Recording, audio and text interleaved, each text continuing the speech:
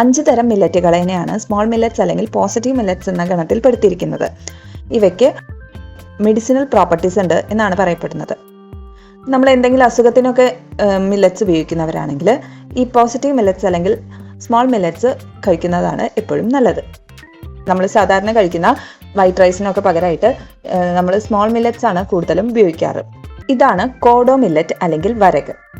ഇതിനൊരു ബ്രൗണിഷ് കളറാണ് ഉണ്ടാവുക. നമ്മളിത് കഴുകി കുതിർത്തെടുക്കുകയാണെങ്കിലും ഈ വെള്ളത്തിന് ചെറുതായിട്ട് ഇതുപോലെ ഒരു ബ്രൗൺ നിറം വരുന്നതായിട്ട് കാണാം. അത് ഇതിൽ മായം ചേർക്കുന്നതൊന്നല്ല, നാച്ചുറലായിട്ട് അങ്ങനെ തന്നെയാണ് വരിക. ഇതുപയോഗിച്ച് നമുക്ക് ഒരുപാട് വിഭവങ്ങൾ തയ്യാറാക്കാം. നമ്മൾ വരക് ഉപയോഗിച്ചും നമുക്ക് ചോറ് തയ്യാറാക്കാം, കഞ്ഞി തയ്യാറാക്കാം, അതുപോലെ പുട്ട്, സൂപ്പ് വേണമെങ്കിലും ഇതുപയോഗിച്ച് തയ്യാറാക്കാവുന്നതാണ്. ഇതാണ് ഫോക്സ് ടെയിൽ മില്ലറ്റ്, തീന എന്ന് പറയും. ഇത് ഒരുപാട് പേര് നമ്മുടെ നാട്ടിൽ ഉപയോഗിക്കുന്നതാണ്. പക്ഷികൾക്ക് കൊടുക്കാനാണ് കൂടുതൽ ഉപയോഗിക്കാറ്. നമ്മൾ പക്ഷികൾക്ക് കൊടുക്കുമ്പോൾ ഇതിൻ്റെ തൊണ്ടോട് കൂടിയിട്ടാണ് ഉപയോഗിക്കാറ്. നമുക്ക് ആ തൊണ്ട് ഡൈജസ്റ്റ് ആവില്ല. അപ്പം അതുകൊണ്ട് തൊണ്ട് കളഞ്ഞിട്ടുള്ളത് നമുക്ക് വാങ്ങാൻ കിട്ടും. നമുക്ക് വീട്ടിൽ തൊണ്ട് കളയാന്നുള്ളത് അത്ര എളുപ്പമല്ല. അതുകൊണ്ട് തൊണ്ടില്ലാത്തത് നമുക്ക് വാങ്ങാൻ കിട്ടും. അത് വാങ്ങിച്ചിട്ടാണ് നമ്മൾ കുക്ക് ചെയ്യാനായിട്ട് ഉപയോഗിക്കുക. ഒരു മഞ്ഞ കളറാണ്, ലൈറ്റ് മഞ്ഞ കളറാണ്. കാണുമ്പോൾ നമുക്ക് ഒരുപോലെ തോന്നും ചാമേന്തിനെയൊക്കെ, പക്ഷേ കളറിൽ ഇത്തിരി വ്യത്യാസങ്ങളുണ്ട്. അത് നിങ്ങൾക്ക് ശ്രദ്ധിച്ചാൽ മനസ്സിലാവും. കാണുമ്പോൾ ലൈറ്റ് യെല്ലോ കളറാണ് തിനയ്ക്ക് വരിക. ഇപ്പോൾ തിന വെച്ചിട്ടും ഒരുപാട് റെസിപ്പീസ് നമുക്ക് ചെയ്യാൻ പറ്റും. ഉപ്മാവും നമുക്ക് ചോറും ഒക്കെ വെച്ച് കഴിക്കാനായിട്ട് പറ്റും തിന. അപ്പോൾ തിന ഒരുപാട് പേര് എന്നോട് ചോദിക്കാറുള്ളതാണ് കിളികൾക്ക് കൊടുക്കുന്നത് നമുക്ക് യൂസ് ചെയ്യാൻ പറ്റുമെന്നുള്ളത്. റാഗി കഴിഞ്ഞാൽ നമ്മുടെ അവിടെ ഇപ്പോൾ ഏറ്റവും കൂടുതൽ ഉപയോഗിക്കുന്നത് ഇതാണ് ചാമ അല്ലെങ്കിൽ ലിറ്റിൽ മില്ലറ്റ്. ഇതിപ്പോൾ ധാരാളമായിട്ട് എല്ലാവരും ഉപയോഗിക്കുന്നുണ്ട്. ഇതിൻ്റെ ടേസ്റ്റ് വലിയ വ്യത്യാസമൊന്നുമില്ല.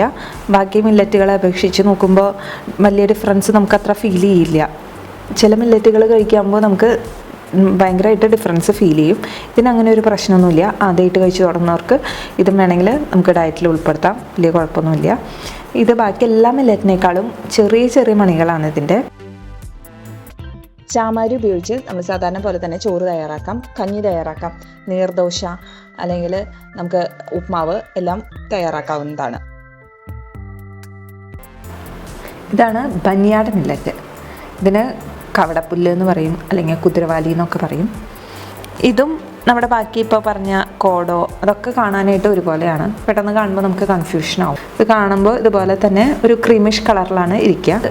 നമ്മളിപ്പോൾ ഏകാദശി അങ്ങനത്തെയൊക്കെ എടുക്കുമ്പോൾ നമുക്ക് അരി ഭക്ഷണം കഴിക്കാൻ പറ്റില്ല. അപ്പോൾ പലരും ഇതുപോലെ മില്ലറ്റ് വെച്ചിട്ടുള്ള റെസിപ്പീസ് ഇപ്പോൾ ഉപയോഗിച്ച് തുടങ്ങിയിട്ടുണ്ട്. അപ്പോൾ ഇത് വെച്ച് കഞ്ഞിയും ഒക്കെ ഉണ്ടാക്കാനായിട്ട് പറ്റും. അപ്പോൾ ഇതിനും ഒരുപാട് ഗുണങ്ങളുള്ളത് തന്നെയാണ്. ഇതാണ് ബ്രൗൺ ടോപ്പ് മില്ലറ്റ്.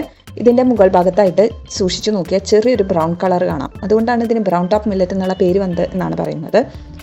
ഇതുവരെയുള്ള എല്ലാ മില്ലറ്റുകളിലും ഏറ്റവും കൂടുതൽ പ്രോട്ടീൻ അടങ്ങിയിട്ടുള്ള മില്ലറ്റാണ് ബ്രൗൺ ടോപ്പ് മില്ലറ്റ്. ഇതിന് ചെറിയൊരു പച്ച കളറുണ്ട്, വളരെ ചെറുതാണ്.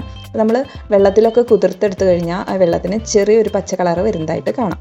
സാധാരണ മില്ലറ്റുകൾ ഉപയോഗിച്ച് ചോറുണ്ടാക്കുന്നത് പോലെ ഇതും ഉപയോഗിച്ച് നമുക്ക് ചോറ് തയ്യാറാക്കാം, ഉപ്മാവ് തയ്യാറാക്കാം, ദോശ ഒക്കെ തയ്യാറാക്കാവുന്നതാണ്. ഇത്രയും